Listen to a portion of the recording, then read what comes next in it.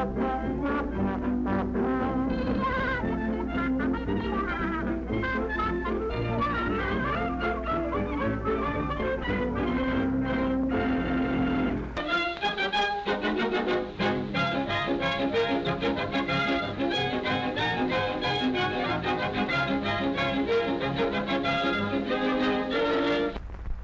Broadfield, the famous woman flyer, takes off at early dawn while thousands cheer. Hooray! Bravo!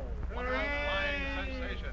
Hooray! Miss Broadfield, how many women flyers do you represent? I represent 50 women pilots in the United States. I am the secretary of the Butterfly Association. What do you think of the Army taking over the mail? Well, we girls are of the opinion that it was a very fine thing for Army to take over the flying of the airmail out of the hands of private interests. Do you really think so? But we also think that now is the time to put our wheels to the shoulder, our shoulders to the wheel. And at the last meeting, I was elected to go to Washington and find out why women can't fly the airmail just as well as men. I know I myself flew a letter from the Newark airport to Philadelphia, PA, and I wasn't forced down once. Aren't you afraid to fly in this fog? Fog or no fog, the mail must go on. And here I go right now. Thank you, Miss Broadfield.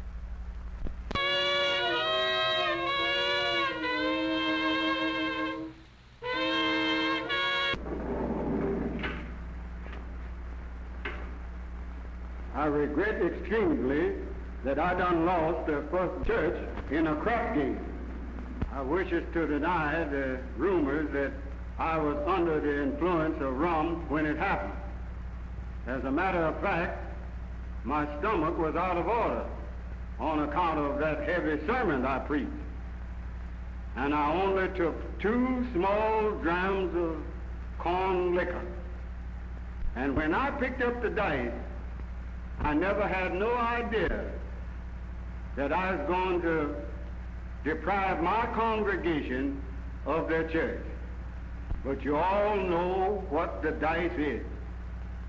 The Lord certainly wasn't with me on that Sunday evening. But if the members of my flock would stand behind me and get me out of this here jail and give me one more chance, I'd try to win the church back for them. Yes,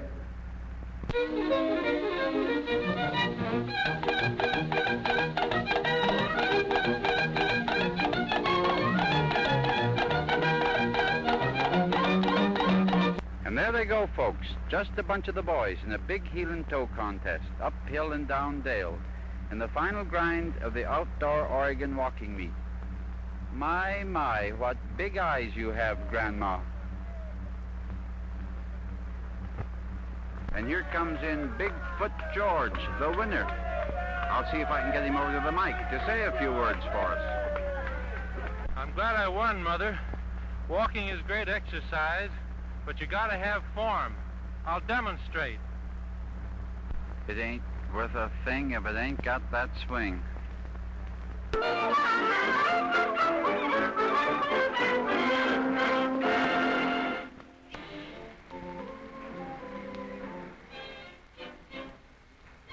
First featured are the latest fashions and crops for the businessman. And here it is, the conference toupee, guaranteed to sway or slay any board of directors. They're all hand-tailored and designed by Maurice Baldo. Tell us about it, Maurice. This dainty creation is called Toupee La Confidence. The shade is a thorough gray, so becoming to men desiring to create an impression on the financially elect. It is especially successful in discouraging employees for asking for a raise or for scaring bill collectors.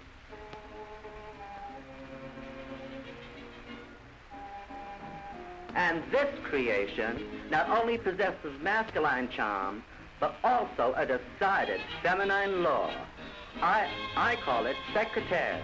It has a definite spot in the business world, especially when it comes time for dictation. It is a mark of distinction. Here I present the breakfast toupee. It gives the wives a new slant on things and starts the morning off with a cheery smile. Last, but far from least, is this exquisite bit of tuft called Pleasant Dream. It is of a brilliant auburn hue and is worn for late evening and retiring. The perfect climax to the day's change of the home of the loving husband.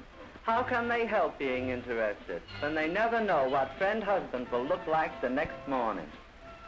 I have the Pa Birdie toupee for the golfer, closely cropped to keep the hair from blowing into the eyes and taking the mind off the game. For swimming, absolutely waterproof, made of duck down. And the added feature is a vacuum cup when fastened to the scalp, prevents it being washed out with the tide. Now for the finale. The gallant horsemen come into their own. This ensemble of dainty locks is christened the Steed. They have a variety of colors to match the horse's complexion.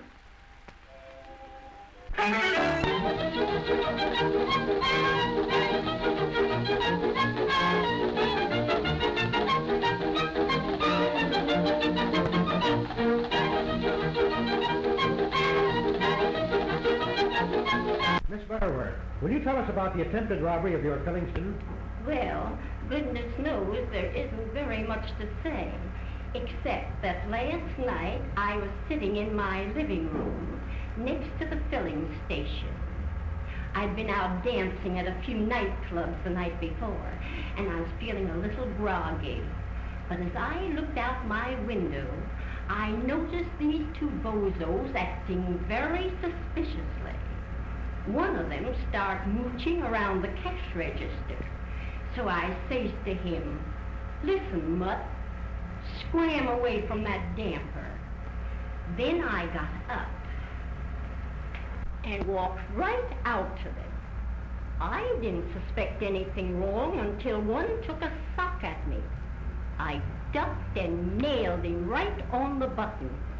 The other tramp took it on the lamb, so I picked up the guy that I socked, threw him in the sidecar of my motorcycle, and took him down to Huskow. That's all there is to say about it.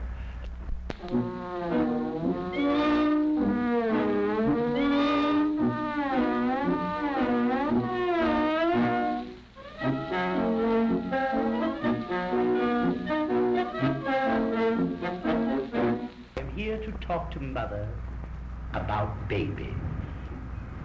The care of infants is such a problem. My subject for today shall be babies' daddies. Now, some mothers fold their daddy thus. That's wrong. There is only one correct way to fold a daddy. This way. You see how much more spacious? Then, by folding thus, and thus, and thus, you have the correct daddy, the proper way to fold. See how much more comfortable. Look, so roomy. Mother, I do hope that you've listened to what I've been saying, and from now on will fold your daddies correctly, won't you, Mother? I shall come to you again, and next time, my subject shall be how to make the infant enjoy taking castor oil. Until then, toodaloo.